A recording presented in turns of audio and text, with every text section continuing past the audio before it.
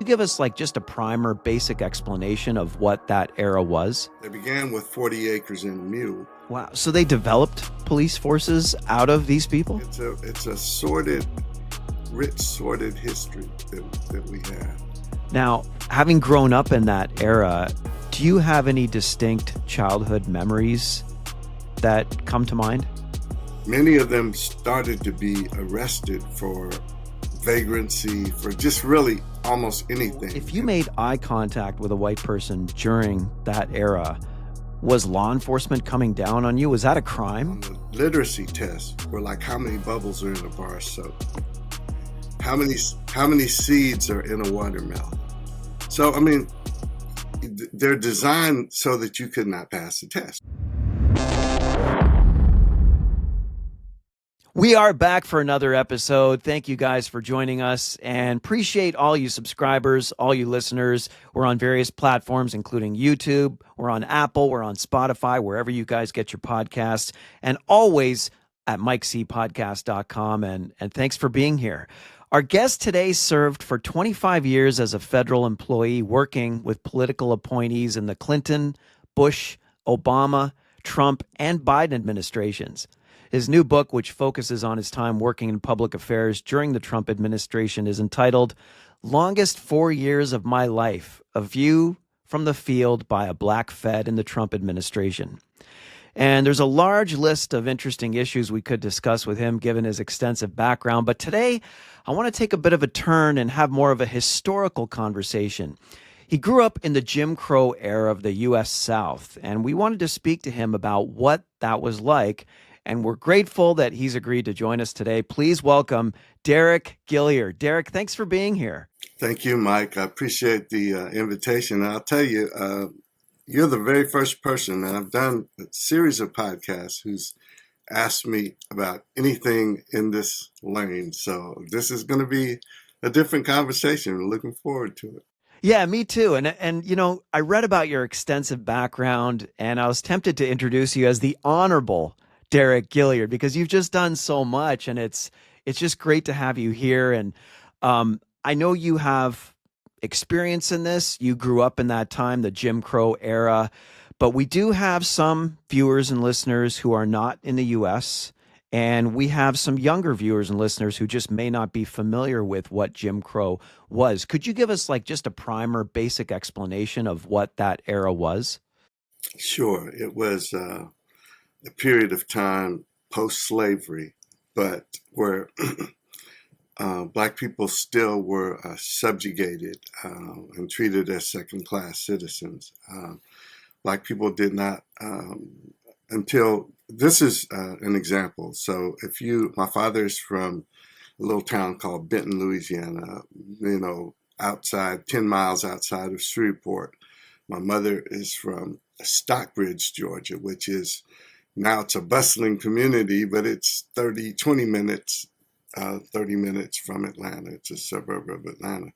And both grew up in all Black societies. But if you happen to go downtown, even up until the 50s, you could be coming from church. You could be a 50, 60-year-old Black couple, well-dressed and everything. And if you were walking down the sidewalk and a white man or a white woman was approaching from the other side, in many communities, you were expected to step off the sidewalk, avert your eyes, and let them pass. I mean, even if there was room for two, it was, a deference to white people was expected. It was always yes sir, no sir, even if you were older than them, and you were frequently called boy or mammy.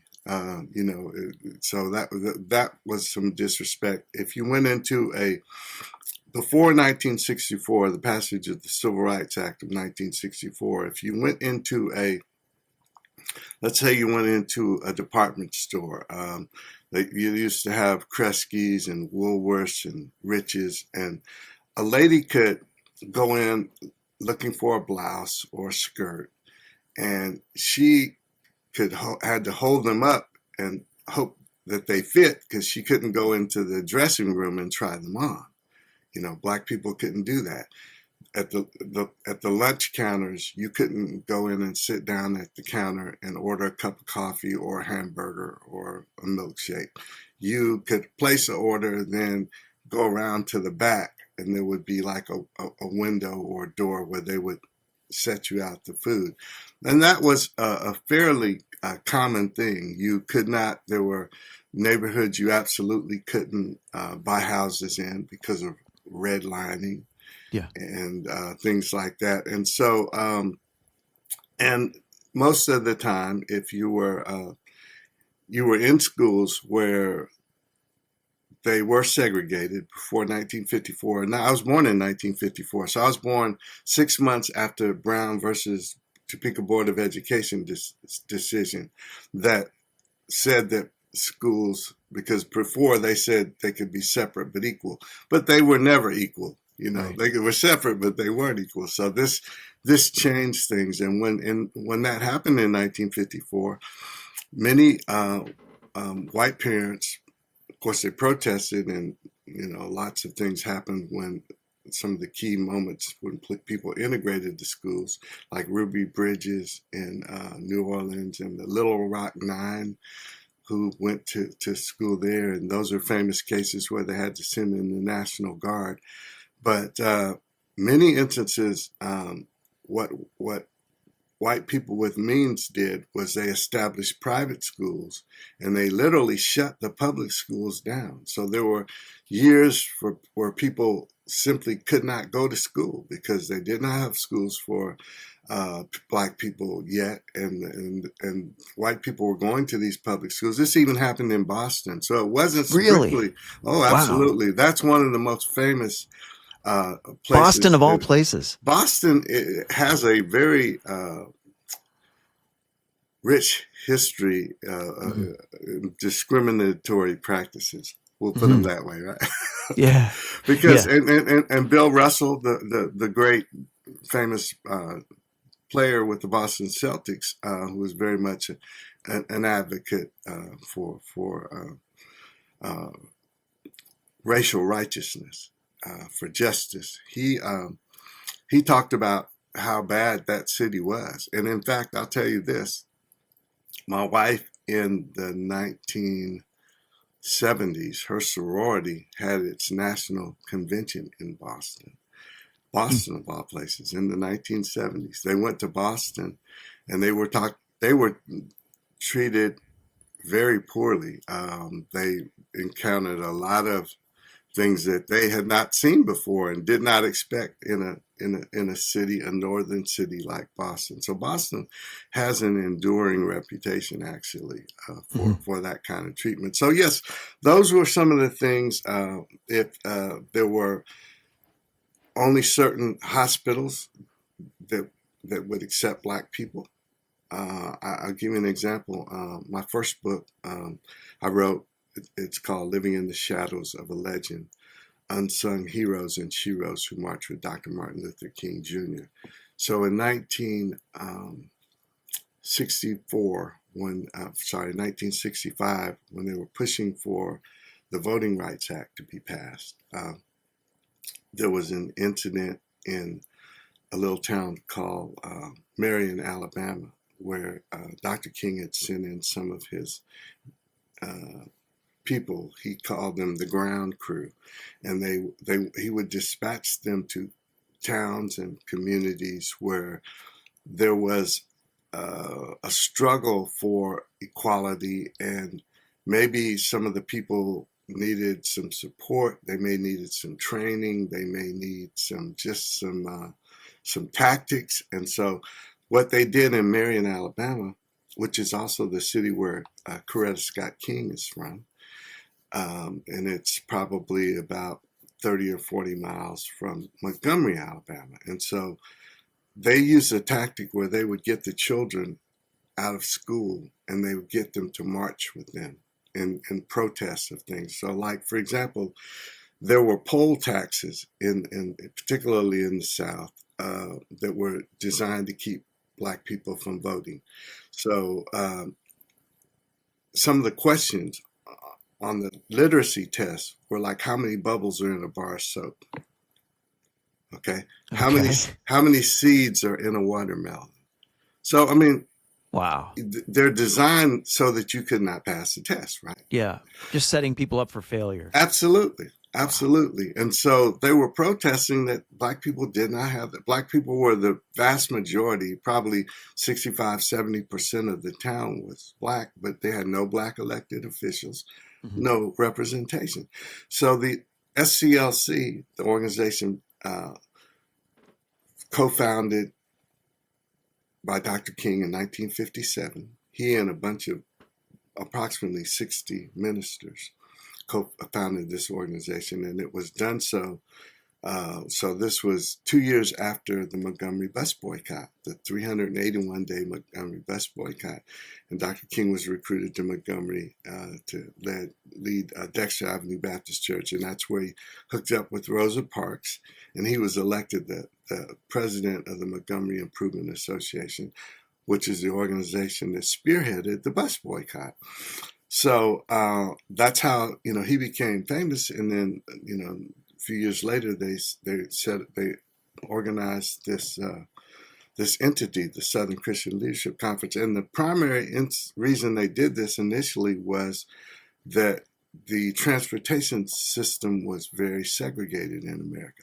Black people could ride the bus, but you had to come on the front, put your money in the bus chute in Montgomery, then walk to the back of the bus and get in. And Right. there was a limited section of seating for black people. And if more white people came on and needed those seats, they were expected to get up out of the seats.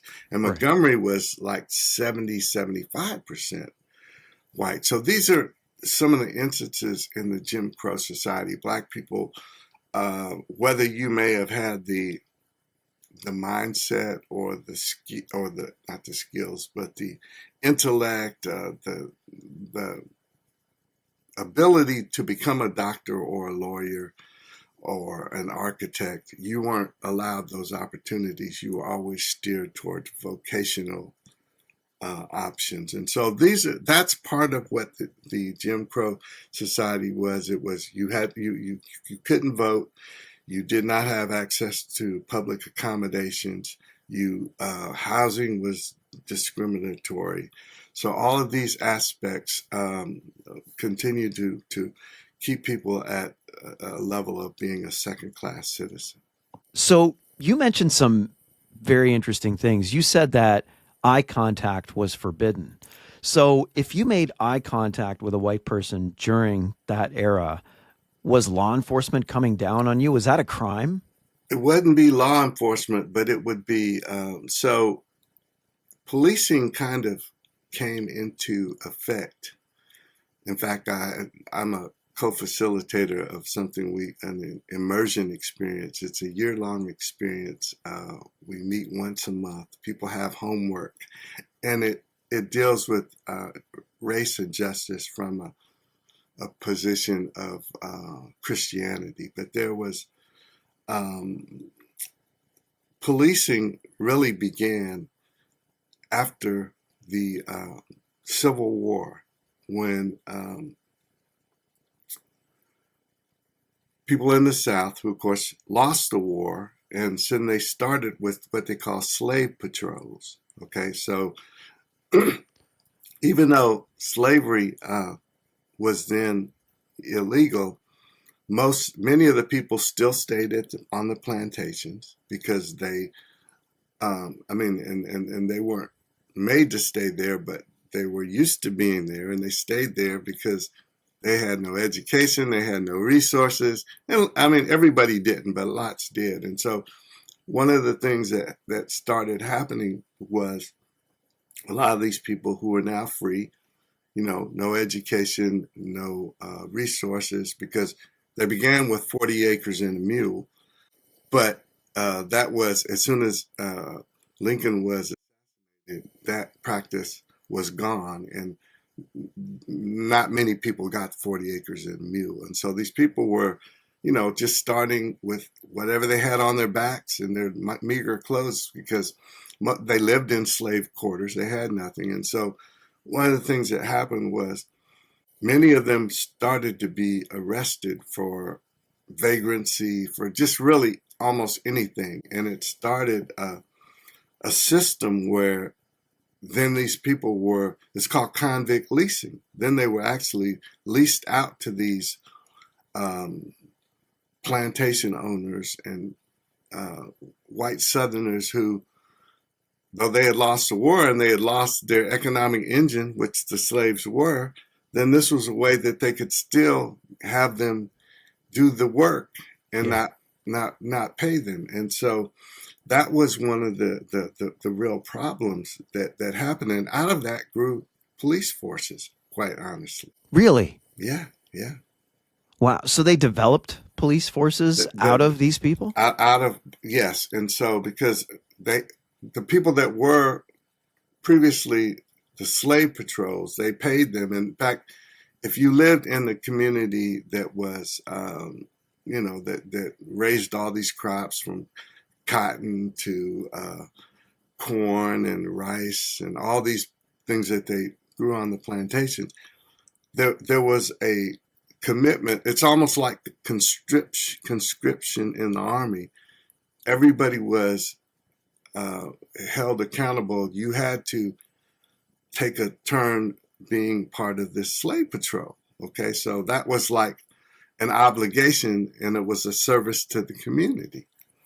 And so, I'll send you some information on this that I think you'll find fascinating. And so, out of that, and the next step after the war was they started with the policing, okay, in these communities. And they found a way to, again, keep these people, they weren't enslaved, but, this was a way legally that they could keep them under control and make them work and earn money for other people.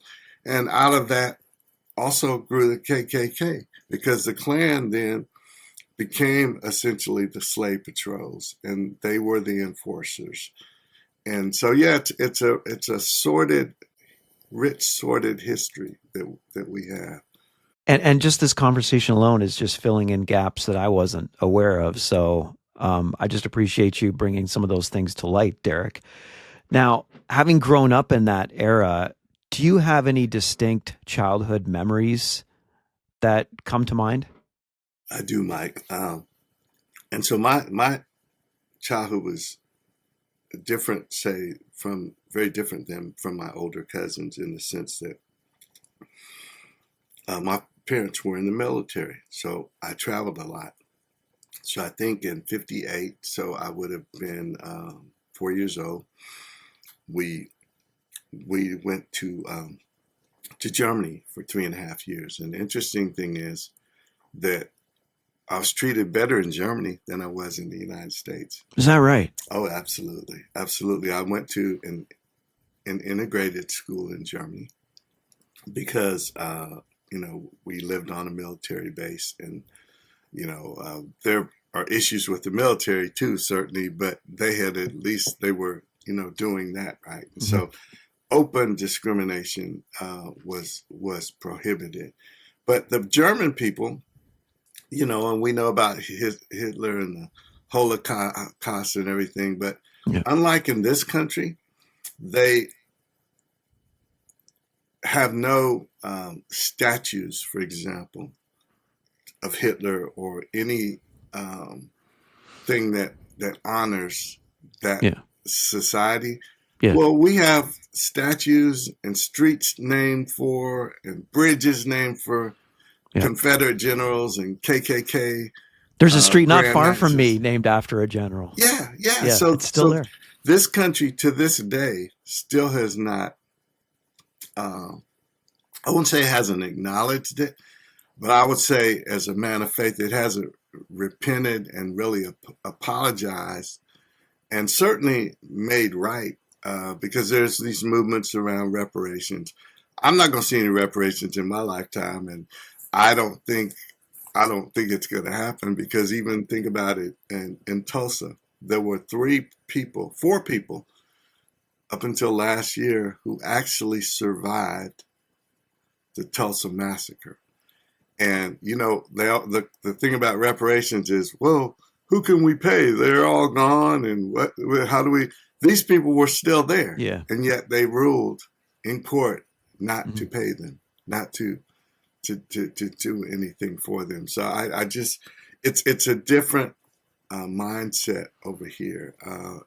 And so one instance I'll tell you a couple, but my father, once we got back from Germany, my father's a marksman, and that was his role in the military. And he was very good. He was like an alternate for the '64 Olympics. And I remember in 1964, he'd gotten me out of school early, and he did all these competitions all around the country. And Camp Perry, Ohio, Fort Benning, Georgia. There was somewhere in Florida. And one year he got me out of school early, and I got to travel with him. So he was a captain of his pistol team. And we were traveling south. We got stopped by the cops. So he had a gun box and all of his weapons. And it was somewhere in the south. And they made him take everything out of his car, open up his gun. And plus, I'm a little kid, and I'm watching all this, but they roughed him up, and I'm looking out the back window, and so Was that terrifying to witness that? It was very, very traumatic for me, and it happened another time with me and my younger sister. But he tells a story of even being in St. Louis, and they were going into a restaurant for dinner, and they told him he couldn't come in. Okay, he and his team. So he goes and he sits out on the corner, and he's waiting for them to come out. And then the manager of the restaurant or somebody comes in and says, they told me I need to come talk to you, because he's the one that had the money to pay for the meal. Oh, wow. But they wouldn't let him go into the restaurant. When we traveled that year, I traveled with him, and he never told me this before, but all of his colleagues all stayed in hotels before we went. He brought a tent. He and I slept in the tent. Really? He would hunt and fish for our food while he was here at these matches, representing his country, right? Yeah.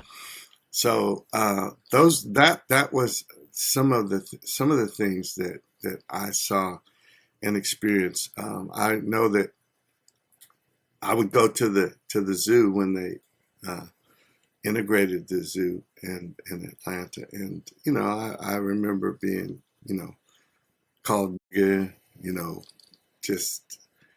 And so all of the images that you saw on TV at the time, there were no positive images of Black people. It was Black people were buffoonish, they were stupid, or they were lecherous. And so Birth of the Nation, was premiered at the White House, and Roosevelt premiered it, and they thought that was fantastic, but it was it highlighted the KKK, and it just it dehumanized and demeaned Black people. And so that was the image a lot of people had of Black people.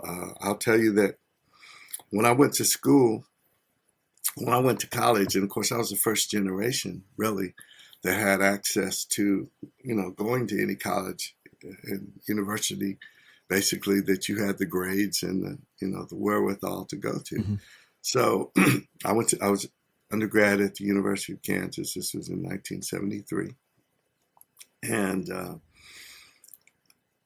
when I'm a journalist, and when I got to the school newspaper, and I wrote my first article, took it to my editor, and white editor, of course. Yeah. And he looked at it and he says, did you write this? And he says, like, who really wrote this? And so I'm not saying it was brilliant or anything, but the fact that his belief was that black people didn't have the ability to do Yeah. that. And Yeah. so Such an lots, insulting question. yeah, You know, I'm absolutely. not putting myself in that situation. Obviously, my experience is different growing up, but I've been asked that by an English teacher I never liked over and over again. Every time I wrote something that was half intelligent. I mean, so for somebody to just imply that is just Right. very insulting. Yeah. You know. Yeah. So, um, there were, and this one really, this is probably my favorite one to share is that I think we were headed back from Atlanta to Louisiana. Maybe my grandfather had died then. I'm not sure because maybe I was um, 6 or 7, and black people were very concerned about where you stopped because usually my parents, when we were going, they would, pack all of our food, pre-cook our food because you had to stop for gas, but you wanted to do it in the daytime, and there were sundown towns. Are you familiar with that concept of a I sundown am, town? and apparently those still exist They today. do I still don't. exist today. Yeah, Yeah, yeah. yeah. Tell people what those are, if you Sure. could, These Derek. are towns where if you were black, you better be gone by the time the sun went down, Hmm. and there could be dire consequences if you did not. And I actually spoke when my first book came out. It was um, quite popular because I think it was, and I said this here, but so I spent 4 years as the communications director for Dr. King's organization, the Southern Christian Leadership Conference. Hmm. And those were the most magical time of my professional life because, I mean, Dr. King is revered, and Yeah. just to be able to kind of use my skills and ability um, in this push for the SCLC had this motto, and I know your people will not have heard this, but it was so powerful to me. And in the motto, after they'd spent 3 days on their knees praying, because again, this was before the Civil Rights Act of '64 and the Voting Rights of '65, and their push was to be able to have, you know, equality in public transportation, like I said, at the buses and the bus stations and things. And so, but their motto they came out with was to redeem the soul of America. Now, I mean, for a group that couldn't even, you had to go use restrooms that said colored and white. And the Yeah. colored restrooms were always substandard, right? Yeah. Yeah. And the drinking fountain that said colored and white, and it was Yeah. one was nasty and one was well Yeah. kept. And Mhm. so, and the story was, so when we had to stop at this gas station, my dad went, he was getting the gas, so my mom took me to the restroom, okay, and it was a filthy restroom, colored restroom in the back, and went in, did my business, washed my hands, and came out and turned the lights off and the water off. My mother snapped at me. Okay, I didn't know why. Mhm. She pushed the door open, turned the water back on, turned the light back on. I never asked her why, but it took me many, many years later until I realized that was the only way she could push back against a system that dehumanized her and her family, was to waste their resources. That was the only Mm. recourse she had. Yeah. And I'm taught at home to, you're saving Of resources. You don't do course. that, right? Yeah. Yeah. Yeah. But I didn't understand that was the only agency she had in that instance. And so yeah, those are kind of some of the things that we experienced. I remember a guy named Baki who said that black people, he was a professor or some kind of, I guess, sociologist or something. Black people were inferior. And I remember when he came to the University of Kansas and we protested his being there. We marched and protested. And so, lots of very interesting things. Was he the guy that said that black people apparently had smaller brains, or was that the same And you're right, guy? it is, but I gave you the wrong name because Okay. Bakke was, and this was a story I wrote. Bakke was the case against affirmative action, and Okay. and we protested then too. But this guy, I cannot remember his name, but yes, Shockley or Shockey. He was, Okay. yes, he said that black people had inferior brains and mentality and all of that. And so those are some of the instances that, yet, we revere black athletes, and black, and, but then, Michael Jordan tried to join a country club in Chicago, and he was denied because it was an all-white Is that country. true? It is true. It is absolutely Really? true. Oprah Winfrey. He's American royalty. He's American royalty, but yet Oprah Yeah. Winfrey was shopping in a store in New York City, and whoever it was didn't recognize her. And, Yep. and I heard that story. Yeah. Yeah. So these things. So if that happens to these people, who everybody, these iconic people, what happens to the rest of us? Yeah. Yeah, definitely. You had mentioned earlier that Dr. King had aligned himself with other ministers at the time when he was doing his activism and his work. Were they all black ministers? Did any white ministers ever lock arms with him during that era? Absolutely. And in fact, initially it was all black ministers, but some of the people who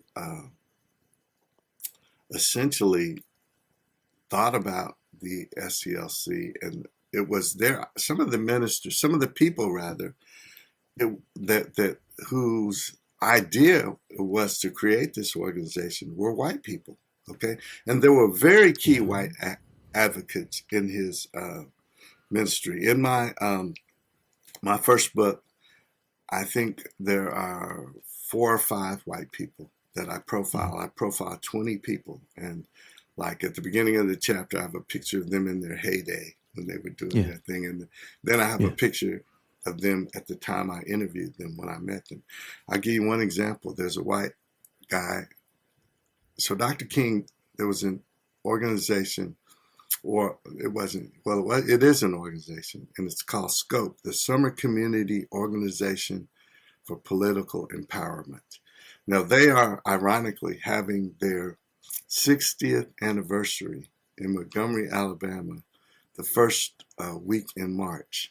So this was in 1965. Dr. King went to all of these predominantly white colleges and universities all around the country, recruiting white kids to come south to do voter education and voter registration. So you couldn't vote yet, but he wanted them to come they wanted to train them and then send them into communities to work with black activists, and if there were white activists, to get people ready to vote.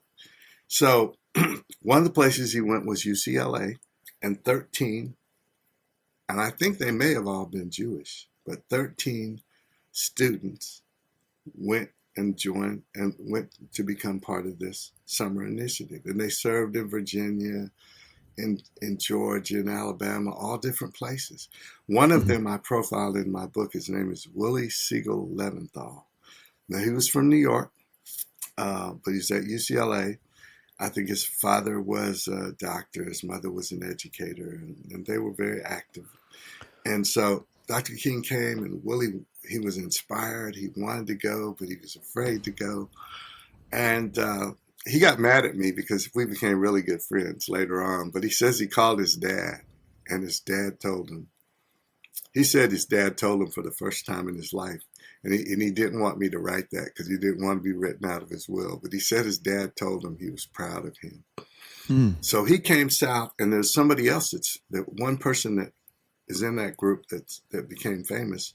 And I don't know if you remember or heard of Joel Siegel, but he was like a newscaster, I think with CBS. Okay. Probably a And little before my yeah, time. before your Yeah. time, certainly. Hmm. And so, uh, yeah, and there's a white lady named Ann Braden who was one of the advisors to SNCC, the Student Nonviolent Coordinating Committee, which began as an integrated organization. They grew out of the Southern Christian Leadership Conference because I guess the SCLC kind of like the SCLC may have looked at the NAACP. You know, the NAACP was mostly for, I would say, middle class and upper people. They were more educated people. Most of their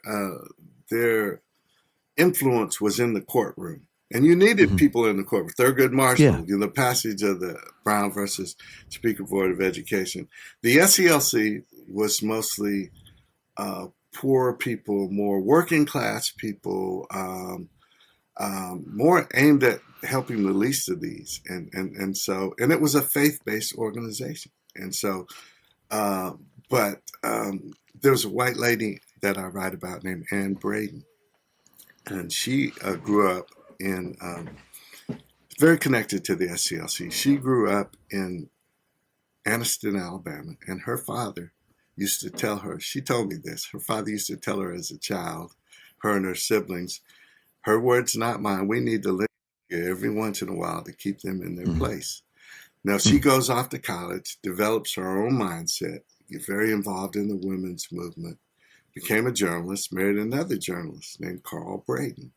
They moved to Louisville, got connected with an activist group there, bought a house in a all white community because that's what they did, right?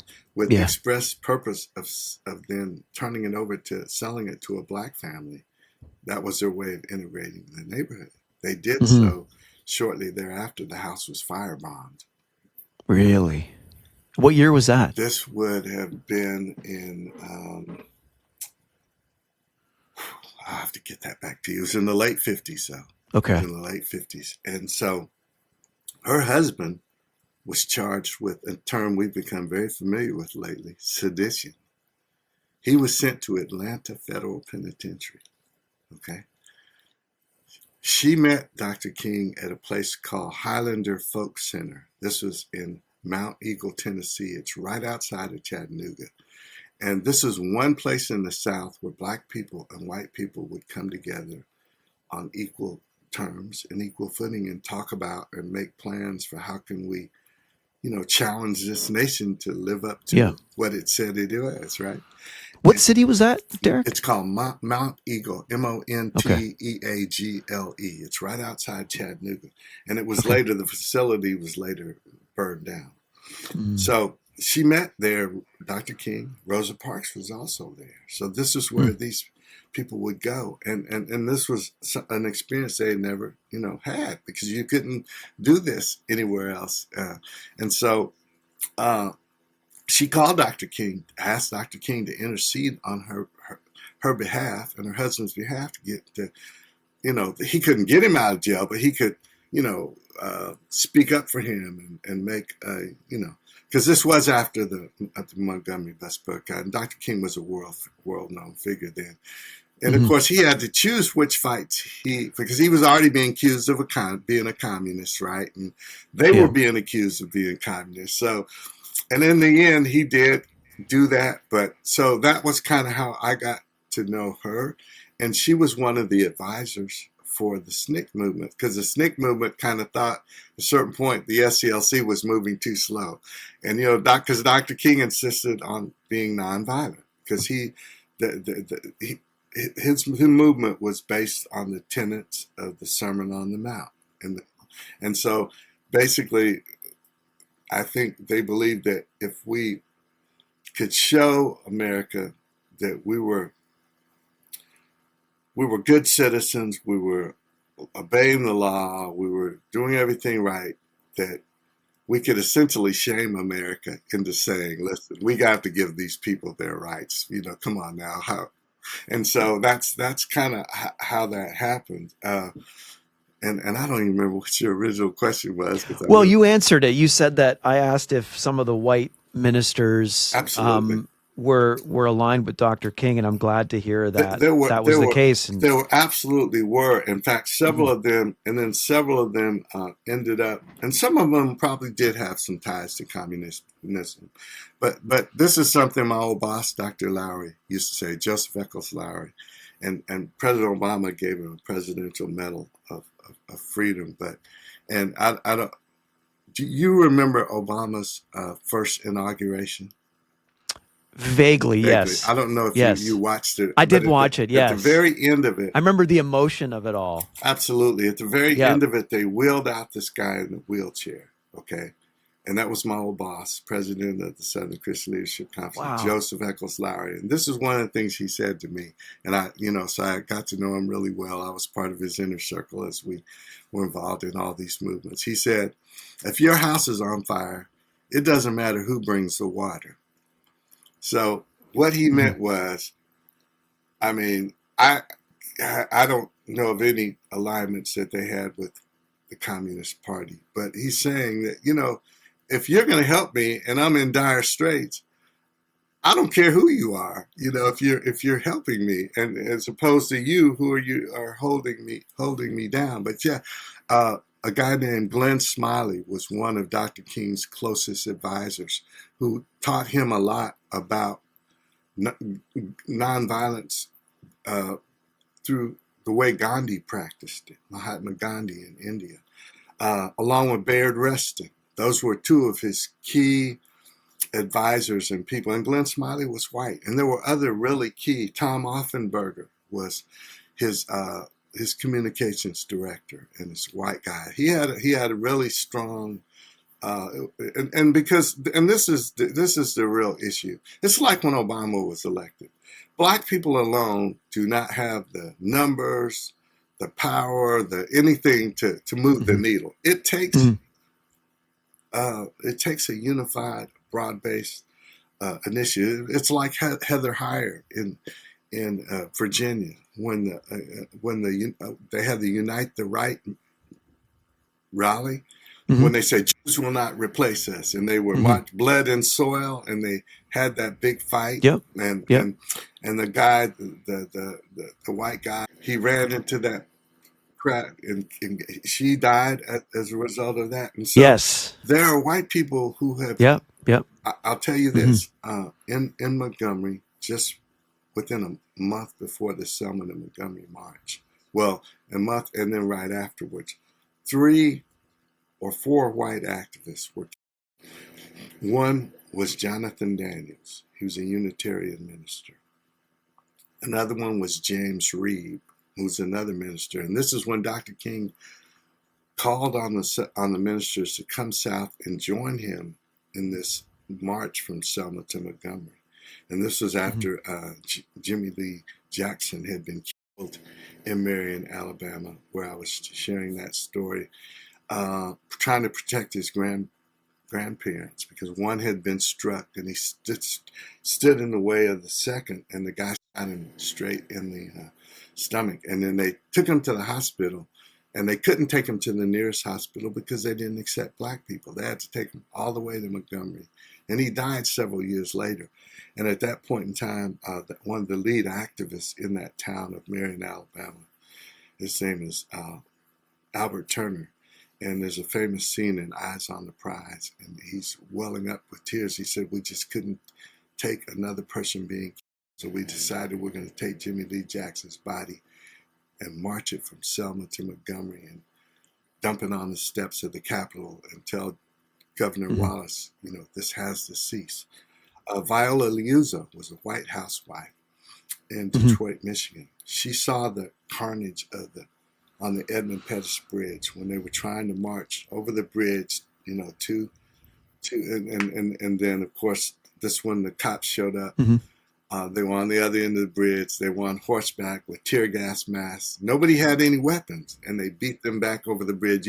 Bloody Hmm. Sunday is what Yeah. celebrated the first Sunday, and this will be the 60th Yep. anniversary of Bloody Sunday this week. And so she saw this. They interrupted a show called Trial at Nuremberg to show this live footage. And that was like the first time I think this has ever been done in the United States. and this is in the first weekend in March in 1965, white housewife in Detroit was sitting there watching this. 5 younger kids. She told her husband she had to go south and help.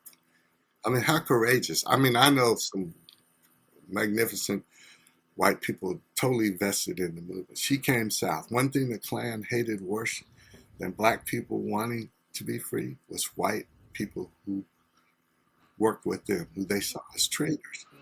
Absolutely. So the ultimate traitors to them. Oh, right? Absolutely. Yeah. Absolutely. Her job, she was in the office. She made phone calls, made posters, things like that. Okay. They watched her. The evening that they concluded the 7-day march, 57-mile march, Selma to Montgomery, they had a big celebration.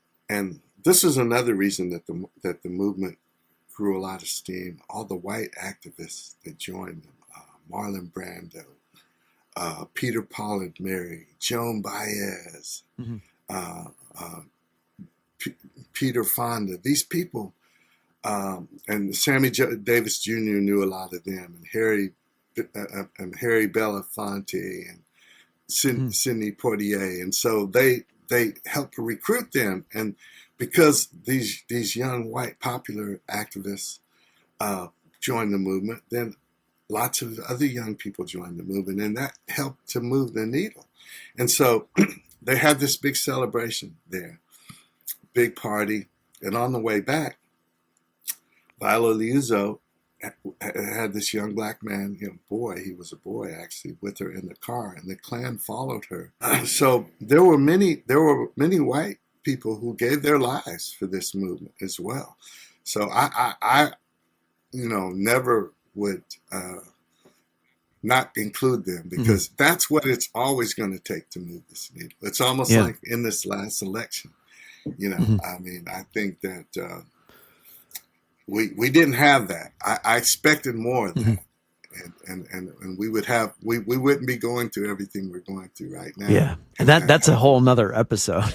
It is. But no, I appreciate that. And one thing I wanted to ask you, Deric, was just that Dr. King was active in this time. You're still a young person experiencing all this.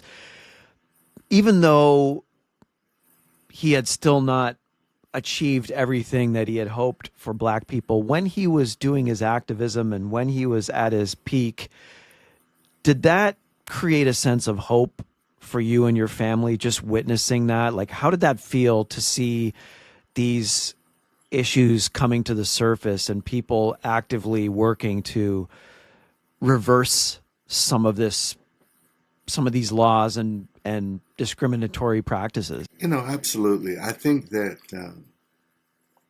Dr. King was probably the first person that a lot of people, white people in this country and across the world, saw as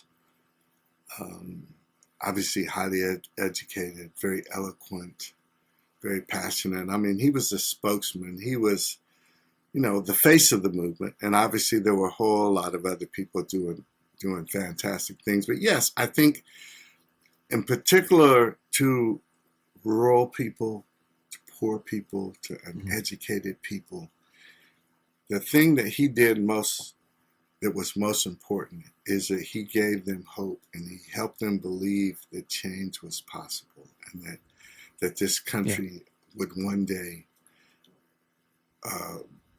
do what does it say? We hold these truths to be self-evident, that all men, and it should say, and women are created equal, right, with certain inalienable rights, like life, liberty, and the pursuit of happiness. That one day America would actually grow into being that. And we saw progress. We did see progress. We didn't see enough. And I think that there were times he grew discouraged because, and it's interesting, like the dynamic between him and Malcolm X, because I think, it came from two very different places, but I think they deeply respected each other. And I think they were both important. But yes, Dr. King, although I always thought about the dynamic of Malcolm X and and Dr. King because they had They such did, different and approaches. So it's interesting that you they touch on that. only met once. And Andy Young was just talking about the Mm-hmm. fact that sometimes Malcolm X would come to Atlanta, and he'd come by the SCLC office hoping to meet Dr. King. Now, publicly, it Really? was very different because he said some harsh things about Dr. King. But I think that, I think that in the end, because again, Dr. King, one of the things he said late in his career and in his life is that he had some concerns that whether he had sold his people into a burning house, because I think that he felt like that he wrote a book called Why We Can't Wait too. And because everybody, okay, we're moving too fast. And like you said, it's another conversation, but I think the results of this election were people saying, we need to slow down on some of this progress that's being made. And so, I Mm-hmm. think that, yes, but there were a lot of people, a lot of Black people who didn't like Dr. King, who thought that he was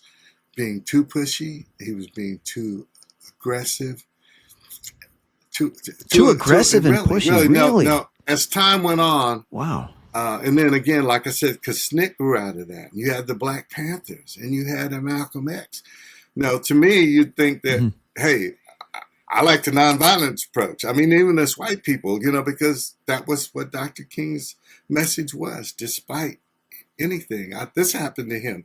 You probably didn't know this, but one of the guys I write about is the guy that came to Atlanta to recruit him to come to Dexter Avenue Baptist Church to be their preacher. And so to me, just for me to sit down with the guy that was largely in a lot of ways responsible for that to happen. And when I interviewed him, he was 94 Mm-hmm. years old. Can you believe that? But Wow. Dr. King lived in a parsonage, a little house in Montgomery, where one night he was across town leading what they call a mass meeting. These are rallies at churches where they, encourage people and talk about what they're going to do next. Mm-hmm. Klan threw a bomb at the house and exploded the whole front of the house. Fortunately, Coretta Scott King and their oldest, Yolanda, were in the back of the house. But it blew the whole front of the house Mm-hmm. off. Everybody comes running. Somebody calls Dr. King. He comes back for the mass meeting. People are ready to tear up the city, riot. Dr. King said, that's not who we are. We're not going to do that, And so, he was just that kind of person. One time he was at a rally. Some white guy came up on stage and slugged him. And then they had a conversation. Knocked him flat on. He's only like 5'7". Knocked him flat on his butt. So I'm saying Mm-hmm. he really was a true believer in nonviolence and turning the other cheek. And so for some people, they just couldn't get with that. But there was a famous pastor in Chicago. I'll give you this example. When Dr. King was assassinated and they named this street, Martin Luther King Drive, like they have all over the country. His church was on that street. He moved the mailbox to the other street that the house was on because of his disdain for Dr. King. In protest, because a lot of people, he would go into a city and he would ask to have something at their church. And people sometimes they would say no. A lot of times they would say no. So really, because of the no, address. I'm saying because they didn't want to be affiliated with his movement, his push for change. A lot of people, they just weren't. They didn't have the courage because Dr. King, I think he knew he was gonna get killed at some point, and you could tell it in his last speech, that night, right? Because in hell, he's getting these threats from Hoover, and they're taping everything he's doing, and he's calling his house and all this stuff. So he knew that he probably wouldn't live. Yeah, but Dr. King is and he just represented all these people that I think, and he was somebody that we have to we have to honor. Yeah, and you know, as a practicing Christian myself, I think this reinforces the idea that restraint takes a lot of strength, and sometimes Christianity is is accused of being a weakness faith by some other opponents of it. But restraint in the face of adversity, in the face of things coming at you, violence, whatever it is, when you can exercise restraint, I think that's a true show of character and a true show of personal strength, because the quick obvious response would be to just come at somebody, and you just sharing those stories of Dr. King and just the restraint that he carried, I think is very honorable. You know, it takes, I think, Mike, it takes a whole lot more strength to um, to let somebody abuse you or strike you or say something to you I, than it does to fight back. I mean, that's real Yeah, courage. That's real it is. strength, right? And I, as a Christian, also certainly believe this, Mike. We in ourselves don't have that. It has to come, No. and you know that is for me. Christ gives me that, you know, and Yeah, I'm absolutely. working on a project now that relates to that. So, you know, in 1961, the Freedom Riders came south, and black and white. There were 13 of them originally, and they in two different buses, and one was headed to New Orleans, and the other one to Jackson, Mississippi. And this was testing the new law that said that uh, bus stations had to be integrated, public transportation had to be integrated. The law was passed, so they were going to come to see if that was being honored in the South. And Mhm. the youngest of those Freedom Riders just died last month, and I had the privilege of doing some things with him. Charles Person, he was 17 years old at the time, Mm. and so black and white, they sat on this bus, and like when they got to Anderson, Alabama, and this was on Mother's Day, 1961, the Klan met them. They surrounded the bus. They broke out some windows. They slashed the tires, and and then and again they laid down so the bus couldn't leave. And then they got up and they followed the bus out of town. So eventually the tires went flat on the bus. The bus pulls over into this. It's like a little gas station store, and then they go proceed to break out the windows, and they throw some incendiary devices in and set the bus on fire. Of course, the people stumble out the bus, and they're beating them and everything. And so, Mhm. white people and black people. Jim Zwerg, Zwerg, was beaten terribly in one of these. He was one of these Freedom Riders, white guy, you know. So, Mhm. and again, they may have taken even worse beatings because of that, right? So, yeah, it was very much white people were very, very invested in this movement, and I think, and it would Mhm. not have happened had it not been so. And so, you know, we're going to have to see what happens next. Definitely. So Derek, how can people get more familiar with your work and who you are? So my website, and said I'm going to send you this information as well. My name, Deric Gilliard, GILLIARD.com. Yeah, and there you can find my background, my history. I'll tell you this, that I didn't say this. So I was with USA Today their first 10 years. I did work for the state of Georgia for them because they, you know, they're the big Mhm. 50-day state. I wrote for Time magazine for a bit. I was a stringer for them. Also, other newspapers. I spent 4 years as I said, as communications director for Dr. King's organization, the Southern Christian Leadership Conference, and then in 1998. I was hired by a white liberal nurse to come join her at the U.S. Department of Health and Human Services. She was the regional director, the political appointee, because she said her region needed, her staff needed to more accurately reflect the region that we served, which is the 8 southeastern states. So I stayed through the Clinton administration, the Bush administration, the Obama administration, the Trump administration, and the first 2 years of the Biden administration. So yeah, that's a serious run. It is a serious run, and so which prompted me to write my second book, because that time was so different than any other. And so yeah, please have them check me out. And that second book is called The Longest 4 Years of My Life: A View from the Field by a Black Fed in the Trump administration. So yeah, have them check me out, and I enjoyed our time, Mike, very immensely. Definitely. Me too, Deric. Thanks for making the time and just for sharing your experience growing up in this era, and just bringing awareness to what people had to deal with decades ago. And there's still obviously a lot of work to be done. So thanks a lot for being here. Thank you, Mike, for what you do. Appreciate you.